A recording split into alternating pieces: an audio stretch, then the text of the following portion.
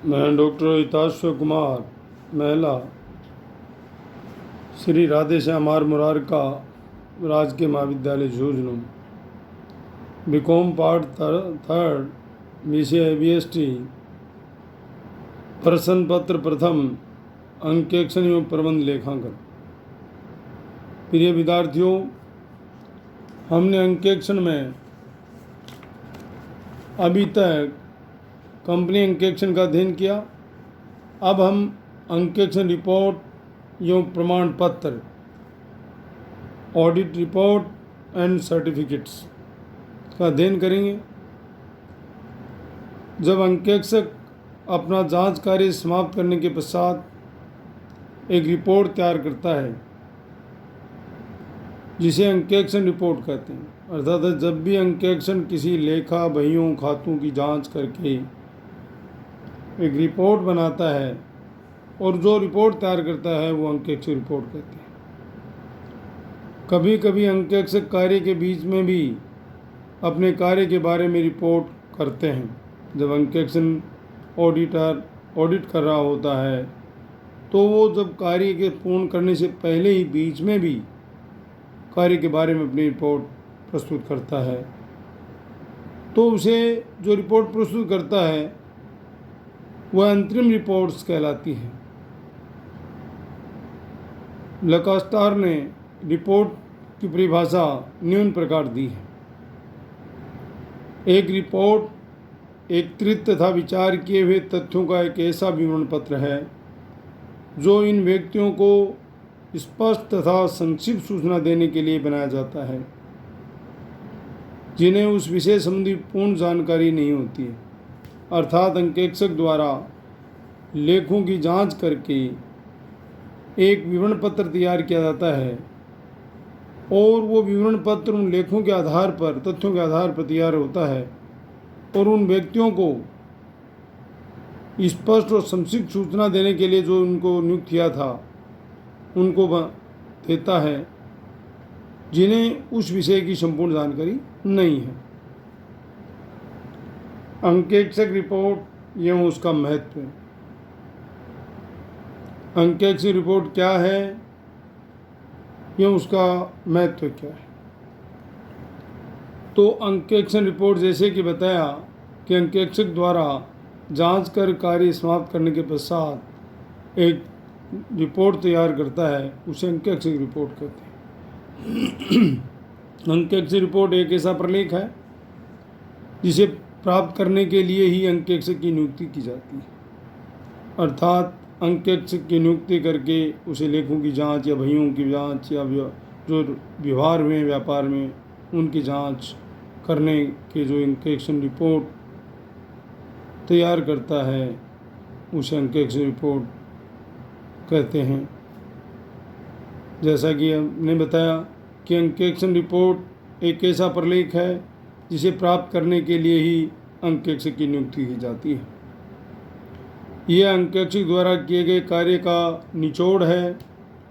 ये वही प्रलेख है जो उस संस्था के बारे में भी जिसका अंकेक्षण किया गया है उससे संबंध लोगों के विचारों को बनाता है अथवा बिगाड़ता है।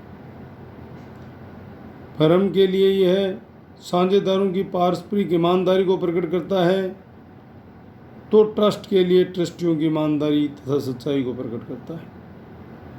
इसी प्रकार एक सहकारी समिति के लिए अंकेक्षक रिपोर्ट प्रकट करती है कि समिति का कार्य सहकारिता अधिनियम, उपनियम तथा सिद्धांतों के अनुकूल चलाया जा रहा है अथवा नहीं। और एक सरकारी कंपनी या कॉरपोरेशन के संबंध में ये रिपोर्ट संसद को ये बताती है कि सार्वजनिक धन का अपव्यय तो नहीं हो रहा है, अतः कंपनी के लिए रिपोर्ट का विशेष महत्व है। सबसे पहले इसमें अंशधारियों के लिए, नंबर 1 अंशधारियों के लिए। अंशधारी कंपनी के मालिक होते हैं जो सैकड़ों की संख्या में दूर दूर तक बिखरे रहने के कारण एक साथ इकट्ठा होकर कंपनी के कार्य की देख रेख करने में असमर्थ होते हैं। यही नहीं, बहुत से इसमें अशिक्षित या अल्प शिक्षित होते हैं और एक दूसरे से परिचित भी नहीं होते। अतः ये स्वयं सब मिलकर कंपनी का प्रबंध करने में असमर्थ होते हैं और इस कार्य के लिए वे अपने प्रतिनिधि चुनकर नियुक्त कर देते हैं और ये प्रतिनिधि संचालक कहलाते हैं। जो कंपनी के अंशधारी हैं वो सब मिलके कंपनी प्रबंधन के लिए अपने जो प्रतिनिधि नियुक्त करते हैं और वे प्रतिनिधि संचालन का काम करते हैं, वो संचालक कहलाते हैं। व्यापार के प्रबंध के संबंध में प्रमुख उत्तरदायित्व इन्हीं का ही होता है। ये लोग प्रति वर्ष व्यवसाय का लाभ हानि खाता एवं चिट्ठा बनाते हैं और अंशधारियों के सम्मुख प्रस्तुत करते हैं, लेकिन बहुत कम अंशधारी लाभ हानि खाते एवं चिट्ठे को समझने की स्थिति में होते हैं। यदि कुछ समझते हैं तो उनके लिए जानना मुश्किल है कि प्रलेख सही या उचित है अथवा नहीं, क्योंकि जब तक हिसाब किताब की जांच नहीं कर ली जाती जिसके आधार पर उन प्रलेखों को तैयार किया गया है, इनकी सत्यता या औचित्य के बारे में कुछ नहीं कहा जा सकता। इस कार्य के लिए अंशधारी अपना प्रतिनिधि नियुक्त करते हैं जो कि इस कार्य का विशेषज्ञ होता है तथा स्वतंत्रता पूर्वक अपना कार्य करके अंशधारियों को इन प्रलेखों की सत्यता या औचित्य के संबंध में निष्पक्ष रिपोर्ट देता है। इस रिपोर्ट के आधार पर ही अंशधारियों को कंपनी की ठीक स्थिति का ज्ञान होता है। इससे उन्हें संचालकों की योग्यता तथा ईमानदारी का भी ज्ञान हो जाता है। अतः यह रिपोर्ट अंशधारियों के लिए बहुत ही महत्वपूर्ण है।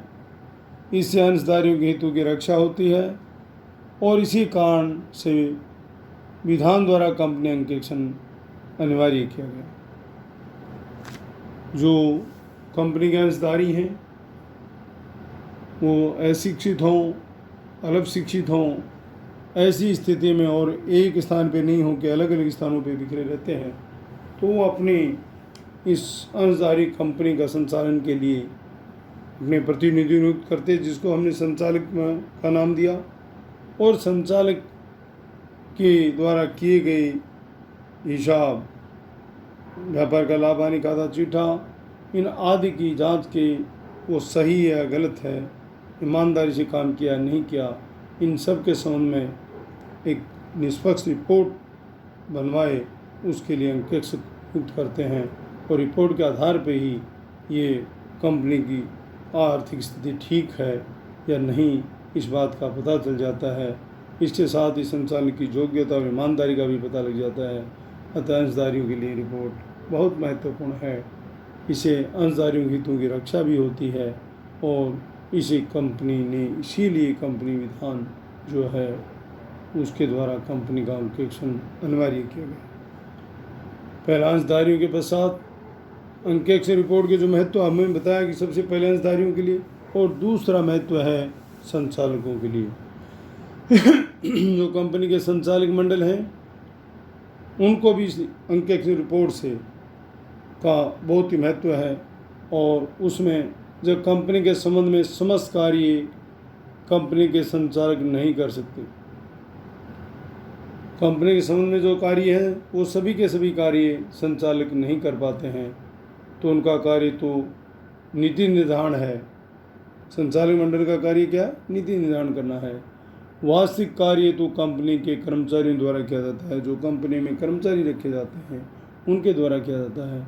अतः अंकेक्षक की रिपोर्ट द्वारा संचालकों को कर्मचारियों की योग्यता और ईमानदारी का पता चल जाता है। पहले अंकेक्षक रिपोर्ट के अंशधारियों के था तो उसके माध्यम से उसमें संचालक मंडल जो है उसकी ईमानदारी और योग्यता का पता लगता था। और जब अंकेक्षक संचालकों के लिए महत्व ये है कि उनको कर्मचारियों की ईमानदारी और योग्यता का पता चल जाता है। तीसरा है लेनदारों के लिए महत्व। अंकेक्षण रिपोर्ट का महत्व है जैसा कि अंशधारियों के लिए और संचालक मंडल के लिए है या संचालकों के लिए है, वैसे ही लेनदारों के लिए भी है। अंकेक्षक अपना कार्य स्वतंत्र वातावरण में करता है और उसकी रिपोर्ट निष्पक्ष होती है, अतः लेनदारों को कंपनी की सही आर्थिक प्रगति व स्थिति का ज्ञान हो जाता है। और चौथा है आयकर अधिकारियों के लिए अंकेक्षक रिपोर्ट का महत्व। अंकेक्षक के हिसाब किताब के आधार पर कर निर्धारण में आयकर अधिकारी को सुगमता रहती है, क्योंकि वह लेखों की सत्यता के संबंध में विश्वस्त रहता है। क्योंकि आयकर अधिकारी को पता रहता है कि यदि अंकेक्षक द्वारा खातों की सही तरीके से जांच की गई है तो उसके आयकर जो गणना करते हैं उसमें सरलता आसानी हो जाती है और उन लेखों की जो सत्यता पे है उसका विश्वास होता है। और पांचवा और अंतिम है सरकार के लिए अंकेक्षक रिपोर्ट का महत्व। सरकार को विश्वास हो जाता है कि संचालक अंशधारियों का शोषण नहीं कर रहे हैं। देश के औद्योगिक विकास के संबंध में भी सरकार को सही आंकड़े उपलब्ध होते हैं। अंकेक्षक द्वारा अंकेक्षक रिपोर्ट के आधार पर सरकार में ये विश्वास हो जाता है कि संचालक जो मंडल है का उसका अंशधारियों द्वारा कोई शोषण तो नहीं किया जा रहा है, या देश के औद्योगिक विकास में सरकार को सही आंकड़े उपलब्ध होते हैं तो उनकी आर्थिक प्रगति, देश की उन्नति के लिए रास्ते जो चुने जाते हैं उनका जानकारी प्राप्त हो जाती है। अतः इस प्रकार हम देखते हैं कि अंकेक्षक रिपोर्ट सभी व्यक्तियों के लिए अत्यंत महत्व रखती है, चाहे वो अंशधारी हों, चाहे संचालक हों, चाहे लेनदार हों, चाहे आयकर अधिकारी हों या सरकार।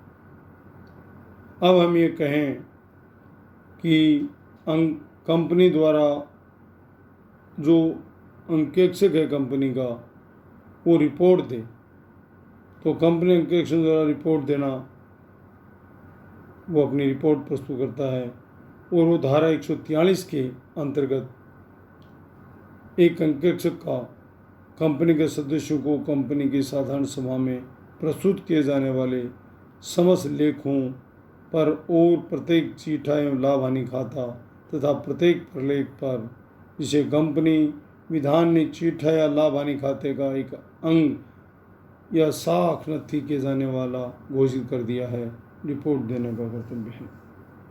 अर्थात हम ये कहें कि धारा 143 के अंतर्गत अंकेक्षक का कंपनी के सदस्यों को कंपनी की साधारण सभा में प्रस्तुत किए जाने वाले समस्त जो लेखे हैं या चिट्ठा है, लाभ हानि खाता है, उससे संबंधित अन्य प्रलेख हैं, उनको एक साथ तैयार करके जो विवरण प्रस्तुत किया जाता है वो रिपोर्ट देना, और उसका कर्तव्य भी होता है कि वो रिपोर्ट प्रस्तुत करे। दूसरा है अंकेक्षक की नियुक्ति चाहे किसी के द्वारा की जाए, लेकिन वह अपनी रिपोर्ट कंपनी के सदस्यों को ही देगा। उसे अंशधारियों को स्पष्ट एवं पूर्ण रिपोर्ट देनी चाहिए। उसके द्वारा अंशधारियों को केवल इतनी सूचना देने से कार्य नहीं चलेगा जो उन्हें और पूछने के लिए प्रेरित करे। इसमें लंदन एंड जनरल बैंक का एक केस है। उसके अनुसार स्पष्ट कह सकते हैं कि अंकेक्षक की नियुक्ति चाहे वो किसी के द्वारा की गई हो, लेकिन वो अपनी रिपोर्ट है वो कंपनी के सदस्यों को ही देगा और उसे अंशधारियों को स्पष्ट और पूर्ण रिपोर्ट देनी चाहिए। उसके द्वारा अंशधारियों को केवल इतनी ही सूचना देना कार्य नहीं चलेगा जो उन्हें और पूछने के लिए प्रेरित करे कि उसे ये सोचे कि मेरी जो रिपोर्ट दी वो अधूरी है, तो इस तरह का नहीं करे, संपूर्ण रिपोर्ट प्रस्तुत हो। अतः हम ये कहें कि अंकेक्षक का कर्तव्य अंशधारियों को रिपोर्ट देना है। यदि किसी मामले में कंपनी के संचालकों को सूचित कर देते हैं और अपनी रिपोर्ट में उसका उल्लेख नहीं करते हैं तो वे अपने दायित्व से ये कहकर मुक्त नहीं हो सकते कि उन्होंने संचालकों को सूचना दे दी थी। अर्थात ये हम ये कह सकते हैं कि अंकेक्षक को जो भी चाहे संचालक मंडल को मौखिक रूप से कुछ भी कहा हो, लेकिन लिखित रूप में अपनी रिपोर्ट में देना है तभी वो मान्य है। लेकिन जब एक निजी कंपनी के संबंध में जिसके समस्त अंश और ऋणपत्र संचालकों के पास हैं, अंकेक्षक अपनी रिपोर्ट में पूर्ण सूचना न देकर सभी संचालकों को व्यक्तिगत सब सूचना दे देता है, तो उसकी रिपोर्ट में सब सूचना का उल्लेख न करने के कारण कोई दायित्व नहीं बनता। यदि हम ये कहें कि एक निजी कंपनी के संबंध में यदि अंकेक्षक नियुक्त किया है और उसके अन्य शरण पत्र वो संचालकों के पास ही हैं, तो ऐसी स्थिति में अंकेक्षक रिपोर्ट में पूर्ण सूचना न देकर यदि उसे अवगत करा देता है अंशधारी मरण पत्रों के लिए, तो उनको तो व्यक्तिगत सूचना दे देता है और उसको यदि रिपोर्ट में नहीं लिखता, उल्लेख नहीं करता है, तो इसके लिए वो उसका कोई दायित्व नहीं।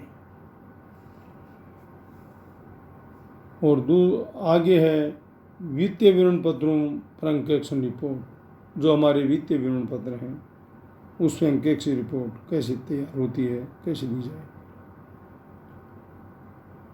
The auditors reports on financial statement.